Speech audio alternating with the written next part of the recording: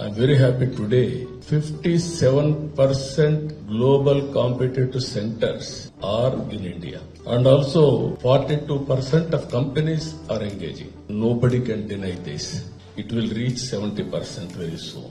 World is going to depend on India on knowledge. I'm totally confident about it. It is going to happen. With this remark, what I wanted to say, I'm always business friendly. Not I'm expecting anything from business. If you create wealth, then only you can empower people, or otherwise you can give welfare.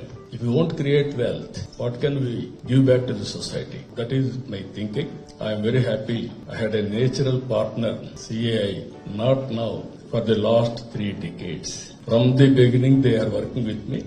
And also all business houses are having trust on us. That is how we built Hyderabad. Today, most livable city. Generally, if you see, only few people will get an opportunity. Some people may not get opportunity in life.